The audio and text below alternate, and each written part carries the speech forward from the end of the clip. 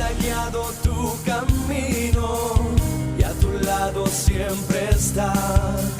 Sus promesas cumplirá y a su tiempo lo verás. Eres parte del pueblo de Dios, Él te levantará, te restaurará y tu victoria llegará. Fuiste llamado y escogido, a su voz has respondido. Es tiempo de creer. Centro Victoria, nacimos para vencer. Muy bien, para nadie es un secreto entonces lo que está ocurriendo desde hace algunas horas en Medio Oriente, en Israel, en Palestina, como quieran llamarle.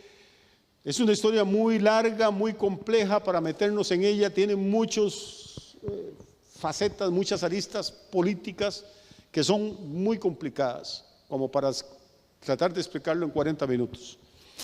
Pero lo que tenemos que entender es que lo que está ocurriendo en este momento es un grupo terrorista que se llama Hamas, lanzó un ataque contra Israel. Ese grupo terrorista tiene su base en una zona que se llama la Franja de Gaza. Entonces, la Franja de Gaza es un territorio no muy grande, que está enclavado, está enquistado en el territorio de Israel. Y ese territorio está gobernado desde hace unos 10 o 12 años por un grupo político terrorista, fanáticos, musulmanes, que se llama Hamas. Es uno de los muchos grupos terroristas que hay. Pero es el más peligroso porque está metido en el corazón de Israel. Lo que ven en amarillo, dice Altos del Golán, Cisjordania. No sé si ven una bolita ahí que dice Jerusalén en el centro y esa franjita que dice Gaza ahí. Eso que ven en blanco es Israel. Y en lo amarillo, que es como una isla dentro del territorio de Israel, ahí ven unos 1.800.000 personas. La mayoría de ellos buenas personas. Personas normales que trabajan, que tienen una familia, pero están gobernados por un grupo que es un grupo realmente de terroristas y asesinos, financiado por el gobierno de Irán y por otros países musulmanes. Y para poder entender qué es la lucha que hay que entender un poquito de historia, hermano. Israel es el único país en este planeta que no puede darse el lujo de perder una guerra. Cualquier país puede perder una guerra, además Costa Rica ha perdido varias. Y la verdad es que la mayoría ni nos hemos dado cuenta. Si le hablo de la guerra de Coto, probablemente usted ni sabe de qué le estoy hablando. Perdimos una guerra. En la Segunda Guerra Mundial, Japón perdió, quedó destrozado, murieron millones de japoneses. En 1945, Japón estaba en el suelo, le habían tirado encima 2 bombas atómicas. 25 años después, Japón era una potencia en el mundo. En 1945, Alemania quedó destruida. 25 años después, Alemania era uno de los 10 países más poderosos del mundo. Si Israel pierde una guerra, no va a haber 25 años después, porque todos, ya quitaron el mapita, esta gente se cansa rápido. Ok, y si puede poner un mapa ahora del Medio Oriente, todavía mejor. Ya tienen idea de dónde está Gaza entonces.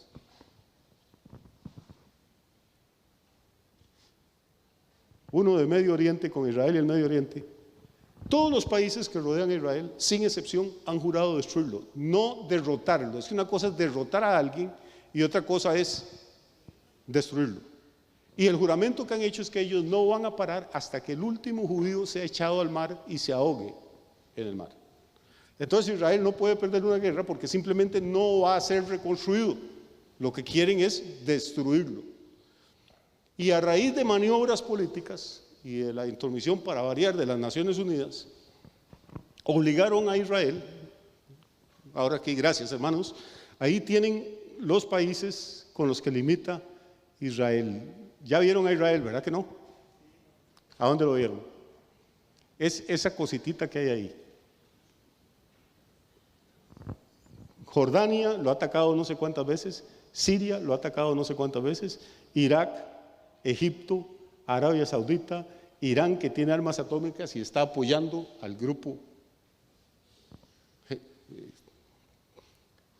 Hamas. Entonces, por ahí va a encontrar a Líbano también, si lo ven ahí, donde está la banderita roja con blanco y un cedro arriba dice Beirut, que es la capital de Líbano. Desde ahí están lanzando en este momento cohetes contra Israel. Llevan más o menos en este momento unos 1.500 hombres, mujeres y niños muertos. Están disparando indiscriminadamente, lo cual es un crimen de guerra. O sea, la guerra tiene sus reglas, nunca se dispara contra civiles. Están violando mujeres y se han llevado, se calcula, unas fuentes dicen que 50 y otras que 500 hombres, mujeres y niños secuestrados para meterlos en la franja de Gaza. ¿Qué ocurre con esa gente en la franja de Gaza? Pues ha ocurrido ya muchas veces, y si usted busca en internet, y ojalá que no lo busque, pero ahí hay videos, toman a estas personas, les ponen una venda en los ojos, los hincan, les ponen las manos atrás, con una espada les cortan la cabeza mientras alguien está filmando para hacer propaganda política. Eso es lo que está ocurriendo en este momento en Israel. Prepárese porque mañana o pasado mañana la prensa del mundo va a empezar a sacar imágenes de edificios bombardeados en Gaza cuando Israel va a atacar. Obviamente, ahorita el primer ministro Netanyahu lo dijo, nuestra venganza va a ser terrible. Y le dijo, saquen a toda la gente que no quiera pelear, sáquenla de Gaza porque vamos a dejar Gaza en el suelo. Y tienen con qué hacerlo. Y entonces la prensa mundial se va a volver, israelitas asesinos, están matando gente, es la historia de todo el tiempo. Esto no debe sorprendernos, hermanos. Esto está encuadrado dentro de un marco profético. Les decía anoche que la primera ciudad donde atacaron es Askelón. Askelón era una ciudad filistea. Ahí está en la Biblia, puede leerlo. Gaza, por si ustedes han leído la Biblia alguna vez y se acuerdan, fue la ciudad donde murió Sansón. O sea que estas historias, hermanos, se repiten a lo largo de los siglos y a lo largo de los milenios y la gente no entiende, no abre los ojos espirituales para ver qué es lo que está pasando. Entonces, Israel estuvo sin tierra, sin país, era un pueblo, pero no tenían un territorio, no eran un país, no eran una nación. Desde más o menos el año 180 después de Cristo hasta el año 1948. ¿Qué pasó en 1948? Que las Naciones Unidas dijeron, bueno, es justo que los israelitas vuelvan a su tierra, tengan un pedacito de tierra ahí. Entonces, Israel como nación, lo que tiene de existencia son 75 años. Es un país increíblemente joven, es un país increíblemente poderoso también, rico y próspero. Toda esta gente, déjenme el mapa ahí por favor, yo quiero que ustedes vean una cosa, porque sacan fotos de los pobres palestinos, viven en condiciones infrahumanas, esa gente, y uno se imagina, esa gente vive en un chiquero, no, viven en una ciudad con rascacielos, con electricidad, con agua, con todo. Son tan pobres, los israelitas les tienen rodeados, son tan pobres que no pueden comer. No, hermano, miles de palestinos salen todos los días a trabajar. ¿Sabe dónde trabajan? ¿Sabe quién les paga el salario? Israel. ¿Sabe quién da la electricidad para la gente que vive en Gaza? Israel. ¿Sabe quién da el agua? Israel. Pero nada de eso lo dicen las noticias. Son tan pobres que solo en el ataque de ayer lanzaron 5,000 cohetes sobre Israel. Vea qué pobres son, no tienen para comer. ¿Usted tiene idea de cuánto vale cada cohete de esos? Y mandaron 5,000 en una noche. Tienen armas, explosivos, todo hasta para tirar para arriba. Y curiosamente, todos estos países, póngame atención por favor, lástima, dejé una varilla muy linda que tenía. Todos estos países son musulmanes, tienen la misma religión que la gente que vive ahí en la franja de Gaza. Ninguno se los lleva para su país, ninguno les da ayuda económica, les mandan armas y explosivos para que maten judíos, pero no les ayuda en nada. Egipto, Arabia Saudita son los países más ricos del mundo, Kuwait es inmensamente rico, Irán es tan poderoso, tiene los ejércitos más grandes del mundo, tiene armas atómicas, Irak ni siquiera, me atrevo a decir lo que tiene, Siria, todos esos países sin excepción son inmensamente ricos. Todos odian a Israel, ninguno ayuda a los palestinos, porque les interesa, porque tener a estos palestinos ahí en la franja de Gaza es como tener un tumor dentro del cuerpo. O sea, es como que usted meta a su casa a otra familia a vivir y esa familia diga: yo los odio a ustedes y no voy a descansar hasta que mate el último abuelo, niños, niñas, viole sus hijas, les incendie la casa, no voy a parar, y usted los tenga ahí, tenga que darles el agua y la luz. Y si usted quiere expulsarlos, entonces usted es un asesino. No fue, y ahora déjeme explicarle un par de cosas antes, ahorita voy a empezar con el estudio. Israel es reconocido como nación en 1948, pero no es que Israel llegó a esa tierra en 1948. Desde 1880 y antes había miles de judíos moviéndose de todo el mundo en una cosa que en hebreo se llama la aliyá, el ascenso, la subida. De todas las naciones del mundo subían a vivir en ese desierto, a secar pantanos, y entraban y le compraban las tierras a los árabes. No es que los palestinos dicen que eso es un territorio ocupado, que Israel se los ocupó,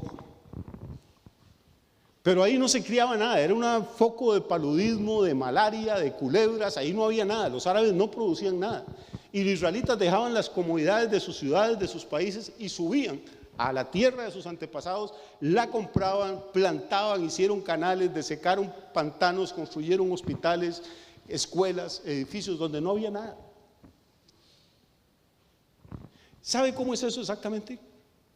Hace 40 años a usted le regalaban un lote o una finca en Dominical y usted se enojaba con el que se lo regalaba. Yo tuve una finca ahí y el primer día que fuimos a chapear se mataron 8 terciopelos, y esto hace como 20 años, imagínense, hace 40 o 50 años. Ahí en Dominical la tierra no valía nada, eran unos breñones, para que ahí no se podía sembrar nada, ni criar cabras siquiera. Pero de pronto empiezan a venir canadienses, gringos, europeos, y empiezan a comprarle la tierra a los señores, barata o no. Ahora usted dice: ay, pues que esos viejillos tontos regalaron eso. Sí, porque usted ve las casas y los hoteles ahora, pero cuando no había nada, lo que ahora parece barato era un superprecio. De hecho, todos los señores vendieron y se fueron felices. Se bebieron la plata algunos, la gastaron en otras cosas, y después tuvieron que ir a pedirle trabajo al gringo en la misma finca que había sido ellas. Pues ya eso no es culpa del gringo. Es como que ahora nosotros entonces lancemos un ataque terrorista contra Dominical, Dominicalito, La Uvita o Jochal, porque ese es territorio colonizado por los gringos invasores que nos robaron la tierra. No, la compraron, la desarrollaron ellos. El gobierno tico ahí no metió nada. Y así que la trabajan, es muy bonito venir y reclamar. Pues eso es fácilmente lo que está pasando en Israel. Nadie se lo va a decir, por eso se lo digo yo. Y probablemente, ojalá que no suban este video porque lo censuran.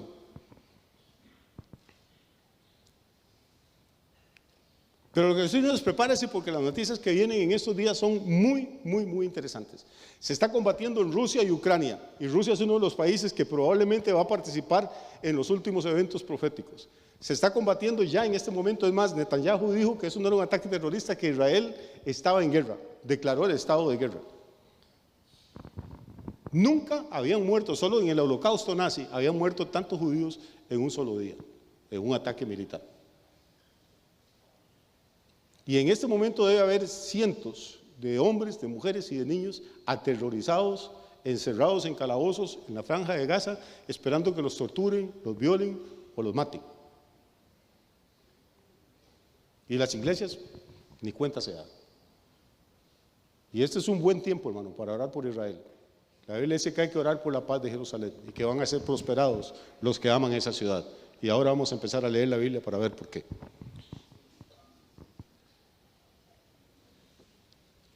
En el año 586, 587 a.C., las tropas de Babilonia invaden el territorio de Israel. Derrotan al ejército israelita, derriban las murallas de Jerusalén, destruyen el templo de Jerusalén y se llevan a miles de israelitas cautivos para Babilonia. Dentro de esos, Daniel, el profeta, que escribió su libro estando allá en Babilonia.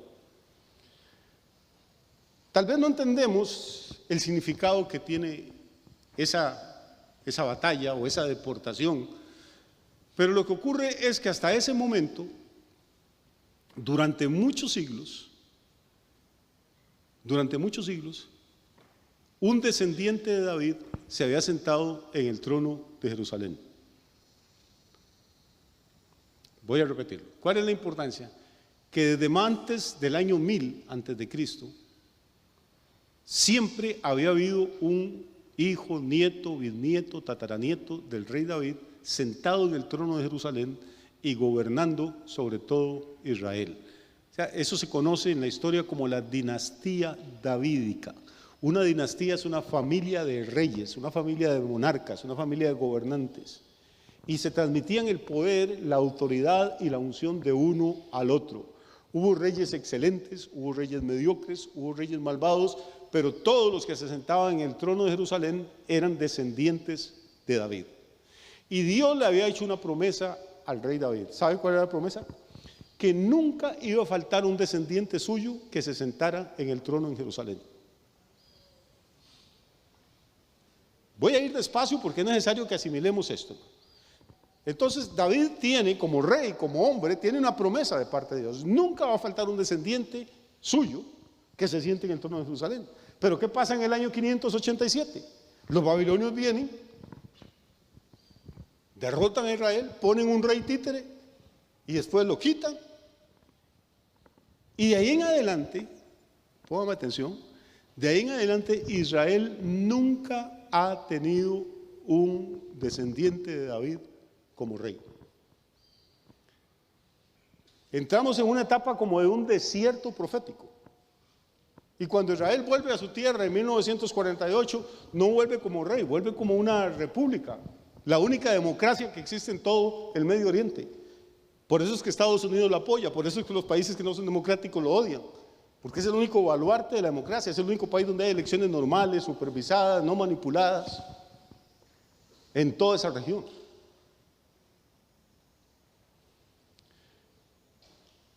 Y entonces los israelitas tienen durante siglos, tienen dos ansias. Una, ¿qué pasó con la monarquía? ¿Qué pasó con la dinastía davídica? Esa es la primera. ¿Por qué? Porque 70 años después de que se lo llevan para Babilonia, todos ustedes saben, se acaba el cautiverio y los israelitas vuelven a su tierra y permanecen ahí hasta el año 70 después de Cristo. Permanecen pero sin rey. Y después del año 70, cuando los romanos los derrotan, ya ahora no tienen ni rey ni tierra. No sé si estoy yendo muy rápido porque lo veo que me están viendo muy feo. ¿Es claro esto? Note que en el año siglo VI, Babilonia se lleva a los israelitas, se los lleva durante 70 años, pero los israelitas vuelven, regresan a su tierra, retornan. ¿Se acuerda el salmo que cantamos? Cuando Jehová hiciere volver la cautividad, seremos como los que sueñan. Esa cautividad dura 70 años y los israelitas vuelven a su tierra y ahí se levantan Esdras y Nehemías y Zorobabel y un montón más, pero ninguno es rey. Son gobernantes, son sacerdotes, son líderes, pero no reyes. No se vuelve a sentar un rey judío, un rey davídico, no se vuelve a sentar en el trono de Israel desde la deportación a Babilonia hasta el día de hoy. Pero tienen tierra. Esa tierra se les acaba en el año 70 después de Cristo y a partir del año 70 quedan sin rey y sin tierra, y esos son los dos grandes anhelos de los judíos desde entonces: volver a su país y ser gobernados por un rey judío. Vamos a ir al libro de los Hechos, capítulo 1, y vamos a empezar ahí entonces. Todo esto demás lo pueden borrar para que no. Hechos, capítulo 1. En el primer tratado, oh Teófilo, está escribiendo Lucas. Recuerde que Lucas es el escritor del libro de los Hechos, no el autor es el Espíritu Santo, el escritor es Lucas. Y el libro de los Hechos es el primer tomo de una obra histórica. El primer tomo se llama Evangelio de Lucas y el segundo tomo se llama Libro de los Hechos de los Apóstoles. Los dos tienen el mismo escritor. Lucas es el escritor de dos libros del Nuevo Testamento, que son el tercer Evangelio, que es el de Lucas, y el Libro de los Hechos. ¿Cómo arranca el Libro de los Hechos? Capítulo 1, versículo 1 dice: en el primer tratado, oh Teófilo, hablé acerca de todas las cosas que Jesús comenzó a hacer y a enseñar. ¿Cuál es el primer tratado entonces? ¿Perdón? El Evangelio de Lucas, ese es el primer tratado. ¿Cómo termina ese primer tratado? ¿Cómo termina ese Evangelio de Lucas? Dice que Jesús asciende al cielo desde el monte de los Olivos. Y cuando va ascendiendo, levanta las manos y bendice a sus discípulos. Ese era el gesto del sumo sacerdote de Israel el día del Yom Kippur. Salía del lugar santísimo, extendía las manos y bendecía a Israel. Jesús va ascendiendo, extiende las manos y bendice a sus discípulos. Pero note qué interesante, el primer tratado, o sea, el Evangelio de Lucas, termina diciendo, ya contó todos los milagros de Jesús, contó su muerte, contó su resurrección, cuenta la ascensión de Cristo a la gloria. Pero ¿qué es lo que dice Lucas? Léalo con cuidado. En el primer tratado, Teófilo, hablé acerca de todas las cosas que Jesús, ¿qué? Comenzó. Quiere decir que el ministerio de Cristo no terminó cuando se fue al cielo. Eso fue apenas el comienzo. Cristo está vivo. No hay ningún libro que diga las cosas que comenzó a hacer Mahoma porque se murió y está hecho polvo. No hay ningún libro que hable de las cosas que comenzó a hacer Buda porque se murió y ya está hecho polvo. No hay ningún libro que hable de las cosas que comenzó a hacer José Smith o Carlos Russell de los Testigos de Jehová o Elena G. de White de los Adventistas. Todos están muertos y bien muertos. Jesús, cuando subió al cielo, apenas había comenzado a hacer cosas. Quiere decir que hoy en día las está haciendo. ¿Cómo las hace? Las hace a través del Espíritu Santo que vive en la iglesia.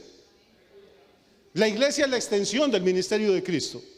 Por eso el primer tomo es el Evangelio, lo que Cristo comenzó a hacer. El segundo tomo son los hechos, lo que Cristo continúa haciendo en esta tierra. ¿No le parece fantástico?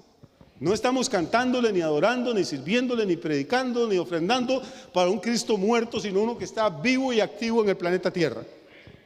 Hace unos 40 años escribió un libro que se hizo famoso y vendió millones, se llamaba Satanás vivo y activo en el planeta Tierra. Lo leí, pero no me gustó. Me gusta más, en vez de un Satanás vivo y activo, un Cristo vivo y activo en el planeta Tierra.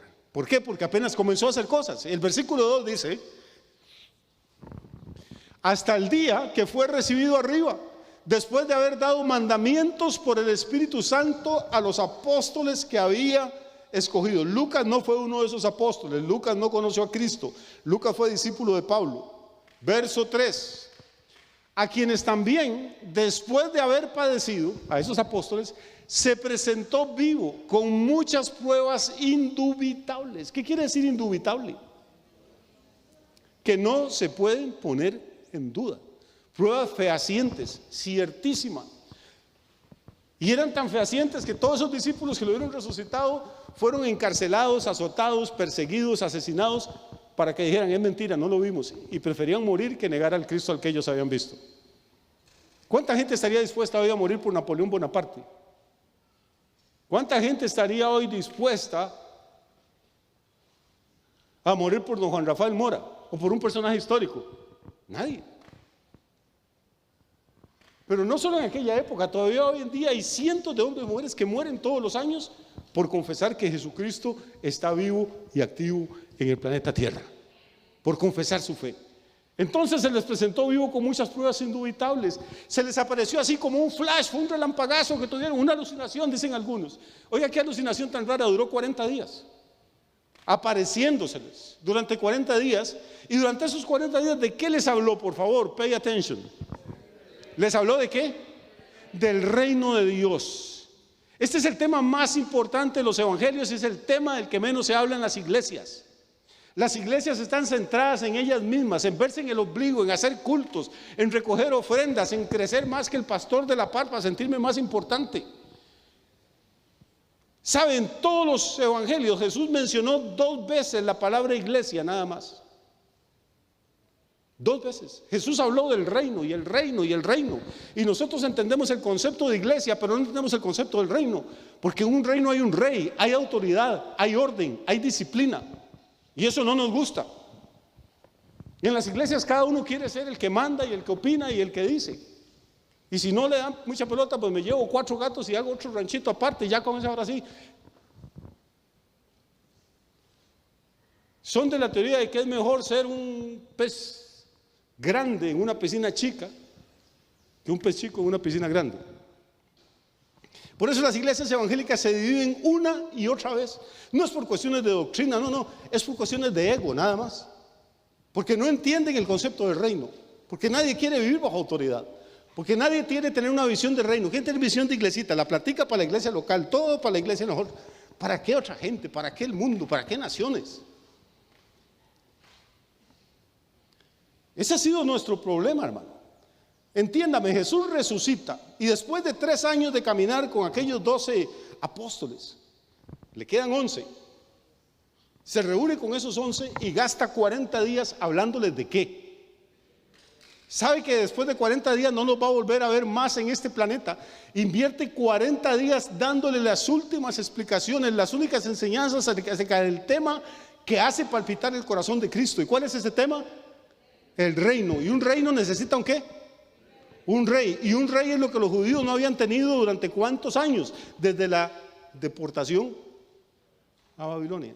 Ya vamos viendo cómo el tema del reino en el Nuevo Testamento se entronca con la pérdida de la dinastía davídica en el Antiguo Testamento. Vamos a seguir. Les habló entonces acerca del reino de Dios y les dice: porque Juan ciertamente bautizó con agua, mas vosotros seréis bautizados con el Espíritu Santo dentro de no muchos días. De hecho, 10 días después. Verso 6. Entonces él les habla del bautismo de Juan, que ya ellos pasaron por ese bautismo y Jesús también. Y les habla de un bautismo futuro que va a ser pronto, que era el bautismo del Espíritu Santo. Entonces, después de 40 días de enseñanza, los que se habían reunido le preguntaron diciendo: Señor, por favor, ponga atención. ¿De qué era el tema que les estuvo enseñando Jesús 40 días? El reino. ¿Qué es lo que le preguntan ellos? Entonces en el versículo 6 le dicen: Señor, ¿restaurarás qué?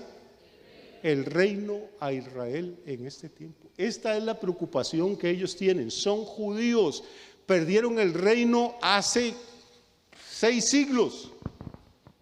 Y lo que quieren saber, porque como judíos conocen el Antiguo Testamento y saben que hay una promesa de Dios para David de que no va a faltar un descendiente de David que se siente sobre el trono de Jerusalén. Y saben que ese trono ha sido dañado, que ha sido pisoteado, que lo han ocupado gentiles, que lo han ocupado idumeos como Herodes,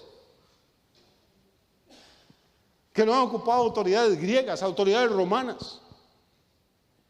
Y lo que ellos quieren saber es si puede ser restaurado. Restaurar algo es volverlo a la condición original.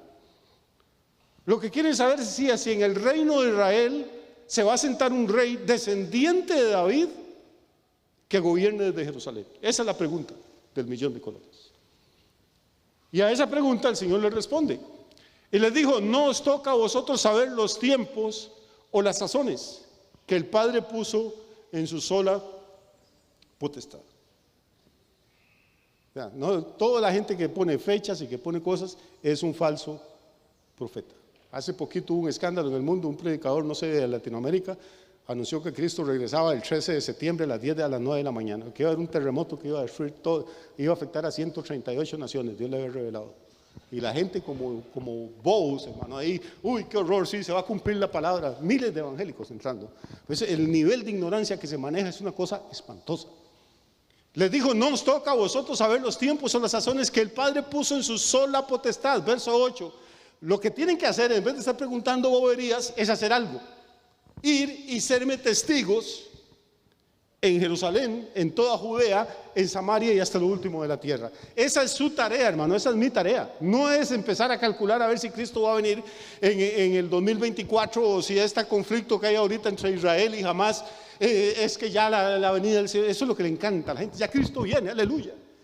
¿De qué se alegra si usted no ha ganado un alma para Cristo en su vida?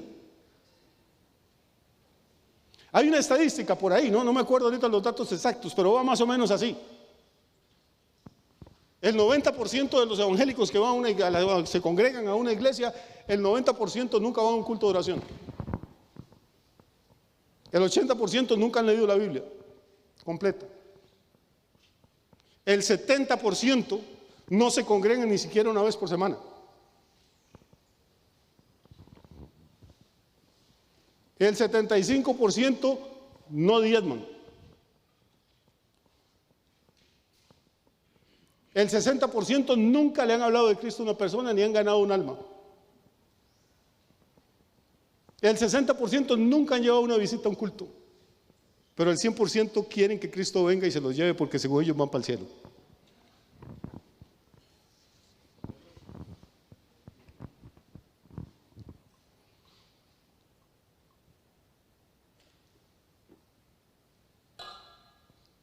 El problema de ustedes es lo que Jesús les está diciendo a ellos, y de rebote a nosotros, hay que decirle a Pedro para que entienda a Juan, no es saber cuándo yo regreso ni cuándo voy a restaurarle el trono a Israel. El problema de ustedes es que serme testigos, desarrollar una mentalidad de conquista, de que hay que ganar el mundo, de que hay que extender el reino, de que hay que pelear por las almas, de que allá afuera hay miles y millones de personas cautivas de la idolatría, de la ignorancia, de la religiosidad, de las adicciones, que nadie los va a sacar de ahí si no es el poder del evangelio. Y Dios no va a mandar ángeles a predicar a esta ciudad porque lo tiene a usted aquí. Y en lugar de estar bateando y adivinando fechas, lo que la iglesia tiene que hacer es llenarse del poder del Espíritu Santo, meterse en la palabra e ir a pelear la buena batalla a las calles, hermano. Porque cuando no hacemos eso, empezamos a pelear las batallas entre nosotros mismos.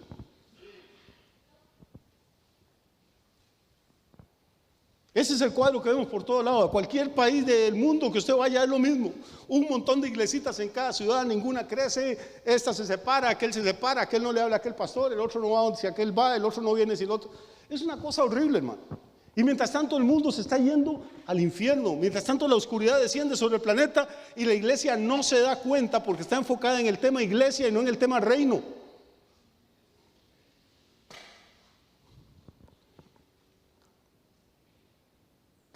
Sin embargo, aunque Jesús no les dio una fecha fija, sí les da algunas pistas. Vamos a ir ahora al primer tomo de esta obra que estamos leyendo, que es el libro de los Hechos. Vamos a ir al Evangelio de Lucas, capítulo 21. Los noto un poco desanimados. No, si quiere animarse yo le puedo mentir. Si quiere que lo entretenga le puedo contar chistes. Tengo un par buenos por ahí. Pero si usted viene aquí, hermano, a que lo entretengan, entonces usted no necesita un pastor, necesita un payaso.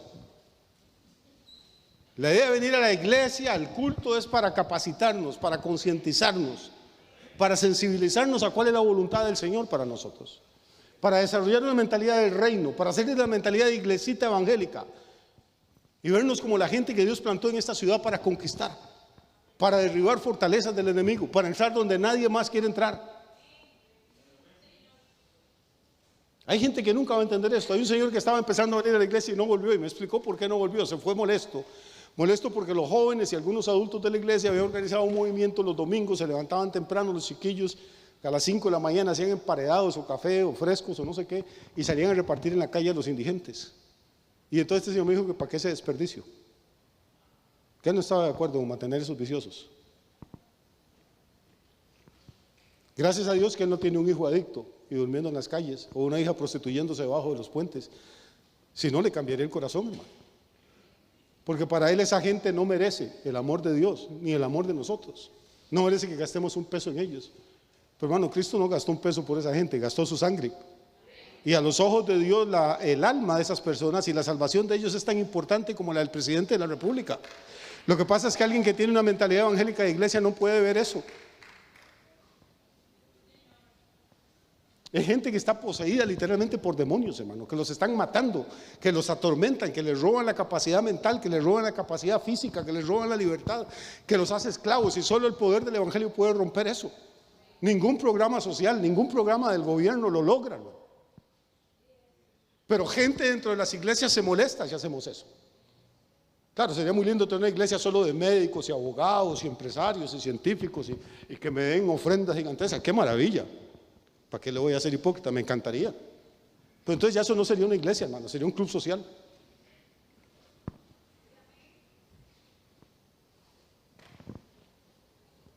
Pablo dice, véanse ustedes, hermano, que no son muchos nobles, ni muchos ricos, ni muchos sabios, ni muchos poderosos según la carne, sino que lo vil y menospreciado del mundo escogió Dios para avergonzar a los que presumen de ser algo.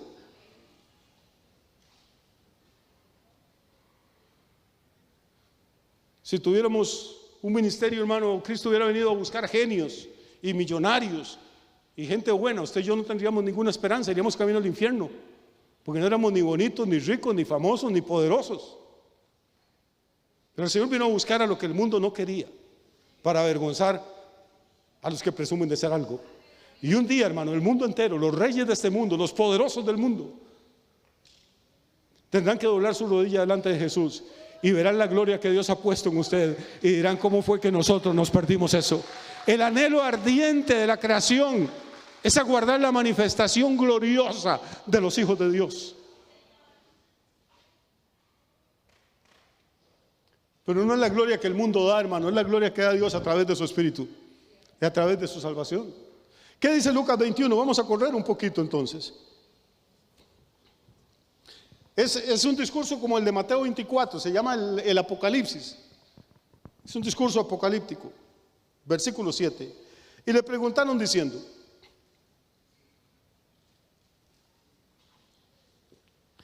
Maestro, ¿cuándo será esto? ¿Y qué señal habrá cuando estas cosas estén por suceder? Estaba hablando de las señales antes del fin, de la destrucción del templo. Y él entonces dijo: mirad que no seáis engañados, porque vendrán muchos en mi nombre diciendo: yo soy el Cristo, y el tiempo está cerca. Mas no vayáis en pos de ellos, hermano. Pero ¿qué es lo que la gente no entiende de la Biblia?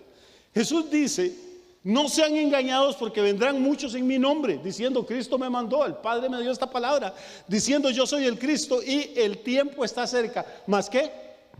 No vayáis en pos de ellos. No les haga caso, no les dé pelota. Cada guerra que hay, cada terremoto, se levantan 100 falsos profetas a anunciar que ya Cristo les dio la fecha de su regreso. Y ahí está más claro, yo no sé si se puede ser más claro. Dice: no los siga, no vayan pos de ellos, no les crea. Verso 9. Y cuando oigáis de guerras y de sediciones, una sedición es una revuelta civil, no os alarméis, porque es necesario que estas cosas acontezcan primero, pero el fin no será inmediatamente. Lea esto, porque mañana van a haber 20 profetas nuevos diciendo que ya Cristo viene, porque hay guerra en Israel. Es necesario que estas cosas acontezcan primero, pero el fin no será todavía inmediato. Verso 10. Entonces les dijo: se levantará nación contra nación y reino contra reino. O sea, está hablando de un escenario político, geopolítico, el que tenemos que estar atentos. Verso 11. Y habrá grandes terremotos. Ayer murieron no sé cuántos miles de personas, hubo 7 terremotos solo en Afganistán. Las noticias de Israel no los dejaron a ustedes ver lo que está pasando. Y en diferentes lugares hambres en un mundo como el de nosotros, donde usted bota la comida en su casa, donde a veces la basura huele mal porque echó el medio almuerzo ahí, donde en los restaurantes la gente no se puede comer todo lo que les sirve. Pues sí, mueren millones de personas todos los años de hambre, en un planeta inmensamente rico. Habrá hambres y pestilencias, le hace COVID y otras cosas. Tenemos el mejor sistema médico que ha tenido la humanidad en su historia, pero es imposible prevenir la cantidad de cosas que han surgido. SIDA, COVID, no quiero saber cuántos virus y cosas. Y habrá terror y grandes señales del cielo. Pero antes de todas estas cosas, óigame, antes de todas estas cosas hay un orden cronológico. Tiene que ocurrir algo. Os echarán mano y os perseguirán y os entregarán a las sinagogas y a las cárceles, y seréis llevados ante reyes y ante gobernadores por causa de mi nombre. Va a haber una persecución, hermano. Nos van a perseguir. No estoy jugando de mártir porque no me gusta. Si lo pudiera evitar, lo evitaría. ¿Y por qué va a venir la persecución? Porque, hermano, esta generación va a quedar completamente endemoniada, si es que ya no está endemoniada. Hace 22 días estuve enseñando de una generación endemoniada, del espíritu inmundo que sale. ¿Se acuerda? Cuando vuelve encuentra el hogar barrido y limpio, y va, pero vacío, y se trae 7 espíritus peores. Y ahí no está hablando de un tipo o de una señora, está hablando de una generación, porque Jesús termina diciendo: así le va a acontecer a esta mala generación. Esta generación desechó el evangelio, desechó a Cristo. Les conté una vez un festival de arte en Nueva York. El premio, que eran miles de dólares, el primer premio lo ganó un tipo con una obra de arte. La obra de arte era un pichel de vidrio como de esta altura, lleno de orines, y dentro de los orines un crucifijo metido con la cabeza para abajo. Ese fue la obra de arte que ganó el primer premio. Lo exhibieron en el Museo de Arte Moderno de Nueva York, que es un templo de la cultura. Esa es una sociedad que a lo malo le llama bueno y a lo malo lo exalta, que hace desfiles del Día del Orgullo Gay. Es una sociedad que se avergüenza del matrimonio, se avergüenza de los hijos, se avergüenza de Dios. En 1965 la Corte Suprema de los Estados Unidos prohibió la oración en las escuelas, prohibió la lectura de la Biblia en las escuelas. Echaron a Jesús y la casa quedó muy bonita, vacía, un país muy próspero, pero el espíritu inmundo volvió con 7 peores y ese país en este momento está hecho una desgracia moral, una desgracia económica. Es el país más endeudado de la tierra. Después de haber sido el mayor acreedor, hoy es el mayor deudor. Y cuando una generación se endemonia y cuando la oscuridad cae sobre una región o sobre un planeta, los que pretenden ser luz, hermano, van a ser perseguidos, porque las tinieblas aborrecen la luz. Y los que levanten la voz llamándole a lo malo malo y diciéndole a lo bueno bueno, esos van a ser odiados y aborrecidos. Y en este momento muchas iglesias y pastores están callando, no 100 ni 1000, miles. Y no solo callando, sino abandonando lo que dice la Escritura para seguir lo que dice el mundo. Es sal que ha perdido su sabor. Dice Jesús, ya no va a servir para nada, va a ser echada afuera y va a ser hollada. Quiera Dios que mientras usted y yo vivamos, hermano, en esta iglesia sigamos manteniendo nuestras convicciones al precio que haya que pagar y cueste lo que cueste. Usted y yo podemos tener fallas como seres humanos, podemos pecar, podemos caer. Lo que no podemos es vender la doctrina que le fue dada una vez a los santos. Hay que pelear por eso con uñas y dientes. Si nos acusan de misóginos, de fanáticos, de homófobos, ya no saben qué más decir. Que digan lo que quieran. Pero tenemos que estar parados en la palabra, en lo que declaramos cada reunión que creemos aquí, que la Biblia es la palabra indestructible de Dios. Las ideas de los hombres cambian, las modas cambian, las ordenanzas de Dios no cambian nunca. Va a pasar el cielo y va a pasar la tierra, pero ni una jota ni una tilde de esta palabra se va a quedar sin cumplimiento. Y aquí es donde nosotros nos agarramos.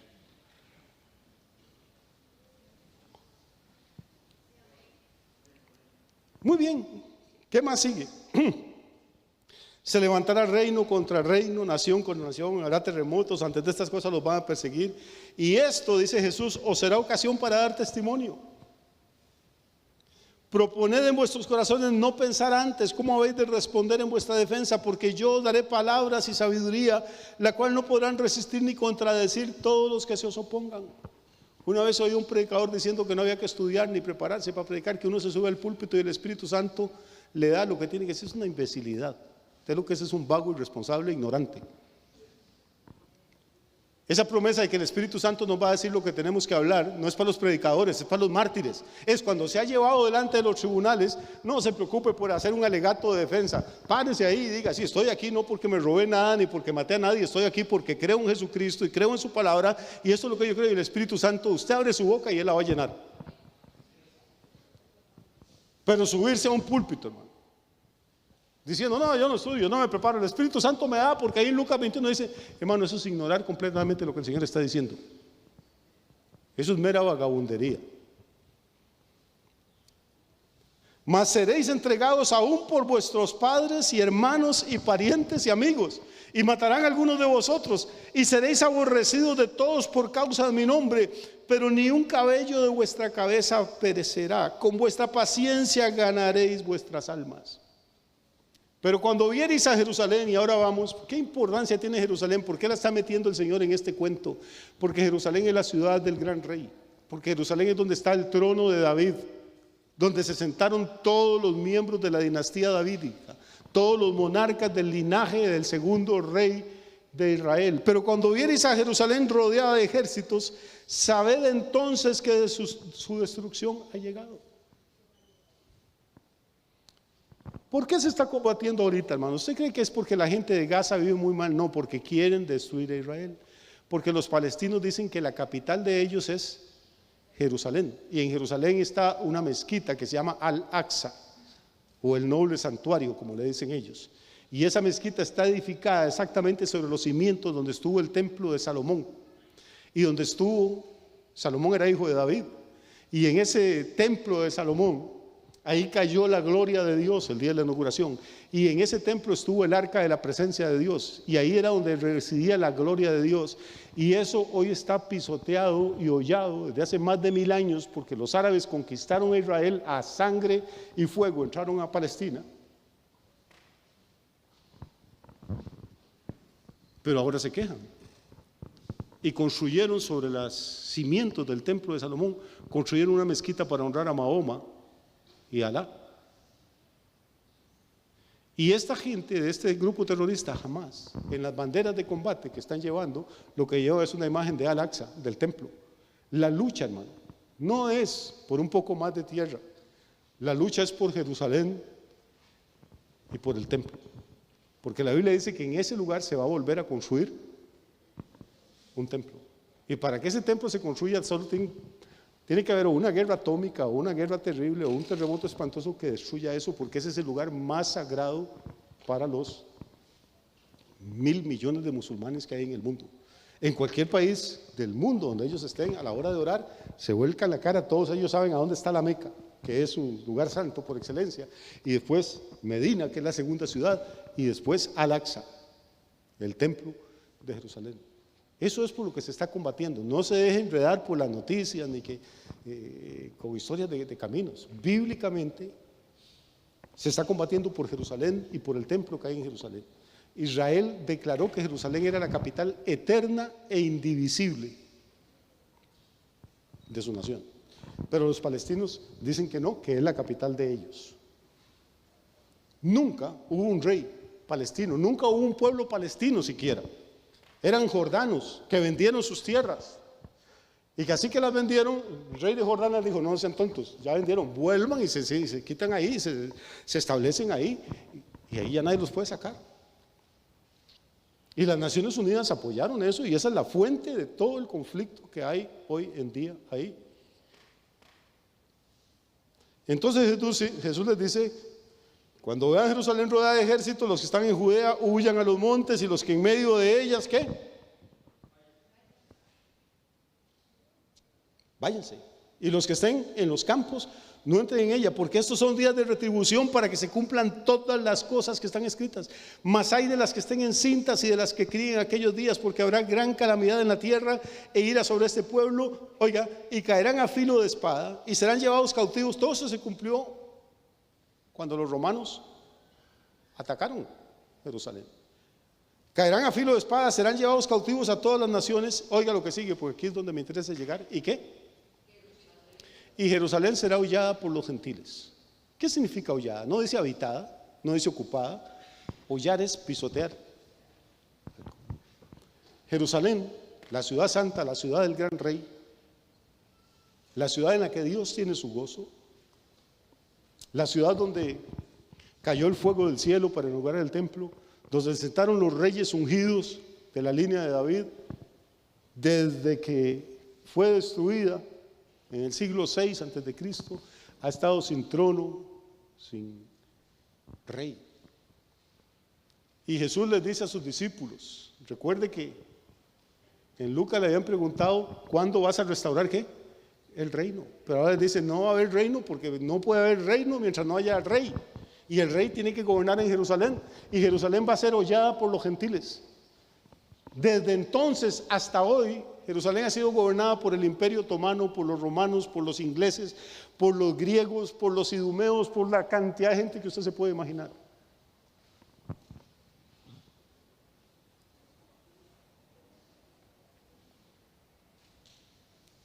Pastor, pero Netanyahu y toda esta gente, Golda Meir, no eran judíos. Sí, pero no eran reyes. Han sido líderes políticos. Pero Dios, el gobierno, el tipo de gobierno que Dios reconoce, no es la democracia, es la monarquía.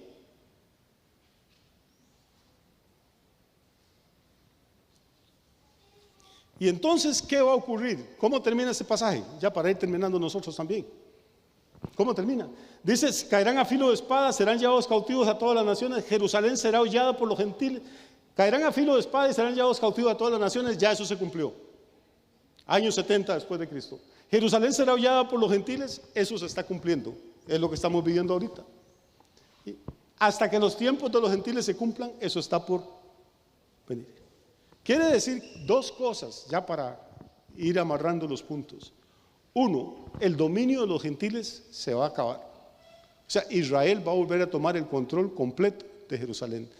¿Y sabe qué es lo más terrible? Lo más terrible es que en el año 1967 el ejército israelita logró tomar Jerusalén y las Naciones Unidas lo obligaron a devolverlo. Lo conquistaron a precio de sangre. Y así que lo ganaron, entran las Naciones Unidas. Siempre es así. Cuando atacan a Israel, las Naciones Unidas lanzan una condena. Condenamos y repudiamos y que lo siga matando. Cuando Israel se defiende y gana, entonces las Naciones Unidas entran y dicen, ordenamos el alto el fuego.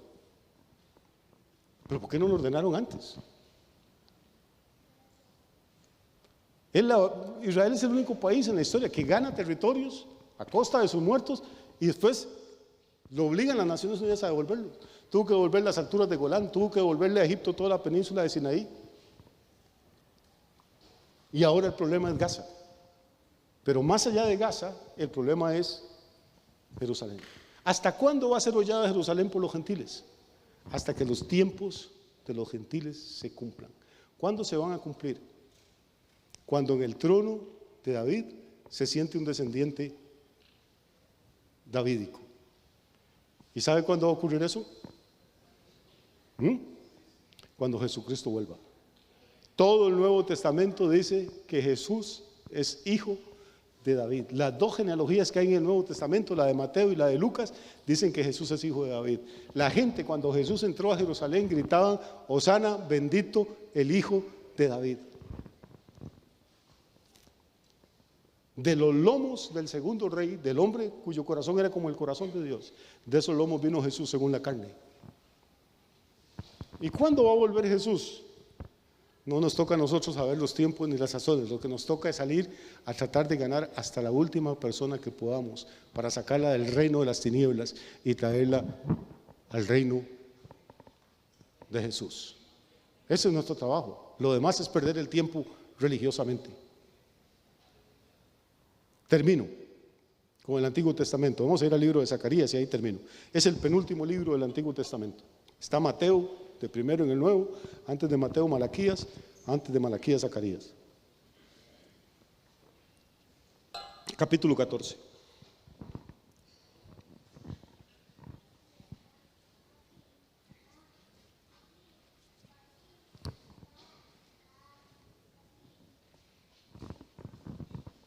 ¿Están ahí ya? Vamos a leer desde el 1 para que nos quede tal vez un poco más claro. He aquí, todo esto es profético. He aquí el día de Jehová viene y en medio de ti serán repartidos tus despojos. Porque yo reuniré a todas las naciones para combatir contra Jerusalén. Y la ciudad será tomada y serán saqueadas las casas y violadas las mujeres. Y la mitad de la ciudad irá en cautiverio, mas el resto del pueblo no será cortado de la ciudad. O sea, lo que viene sobre Jerusalén es terrible. Acuérdense cuando Jesús lo llevaban a crucificar, las mujeres de Jerusalén lo vieron todo roto por los latigazos y que iba camino al patíbulo y empezaron a llorar y Jesús solo dijo, no lloren por mí, lloren por ustedes por lo que se les va a venir encima. Después, cuando todas las naciones se reúnan contra Jerusalén, saldrá Jehová, esto es espectacular, y peleará con aquellas naciones como peleó en el día de la batalla. Y se afirmarán sus pies en aquel día sobre el monte de los olivos que está enfrente de Jerusalén al oriente. Y el monte de los olivos se partirá por en medio hacia el oriente y hacia el occidente, haciendo un valle muy grande, y la mitad del monte se apartará hacia el norte y la otra mitad hacia el sur. Note ese versículo. Cuando toda Jerusalén esté rodeada de ejércitos, cuando haya una catástrofe y les estén llevando cautivas a la mitad de la gente, les estén violando a las mujeres, les estén robando lo que tienen en las casas, que es parte de lo que está pasando ahorita. Están violando mujeres, están disparando contra las familias en las casas. No sé cuántos niños llevan ya muertos, creo que más de 50 niños cocidos a balazos. Cuando esto pase, pero no un grupito terrorista, sino muchas naciones se reúnen contra Jerusalén y ya Israel no tenga escape y parece que por fin se va a lograr el objetivo del diablo que ha sido destruir a Israel, en ese momento Jehová saldrá. ¿Saldrá de dónde? De donde está en este momento, del tercer cielo, del santuario. Saldrá y peleará contra aquellas naciones como peleó en el día de la batalla. Dice, y Se afirmarán sus pies en aquel día, ¿dónde? Sobre el monte de los olivos, que está al frente de ¿dónde? De Jerusalén. La ciudad que vio cuando lo iban a crucificar, la ciudad que lo vio desnudo y roto y sangrante, lo va a volver a ver coronado de gloria, no de espinas. Lo va a volver a ver ya no lleno de escupitajos, hermanos, sino pisoteando a todos sus enemigos. Por eso le digo, a mí me encanta la Biblia. Me encantan los finales felices. Me encanta saber que estamos del lado del vencedor. Y la gloria con la que Cristo va a venir es tanta, que cuando ponga sus pies sobre el monte de los olivos, el monte se va a partir entonces. Curiosamente, empecé esta mañana hablándole del monte de los olivos, porque cuando Jesús ascendió al cielo, sacó a sus 11 discípulos y los llevó al monte de los olivos, y subió al cielo desde ese monte. Esa fue la pista de despegue. Y esa va a ser la pista de aterrizaje cuando Él vuelva. El mismo lugar que lo vio partir, lo va a volver a ver llegar. La ciudad que lo crucificó va a ser rescatada por Él, porque el Señor ama a esa ciudad. Pastor, pero ¿no le parece que usted es muy pro-israelita? No, hermano, yo conozco pocos judíos y los pocos que conozco me caen, unos bien, otros mal.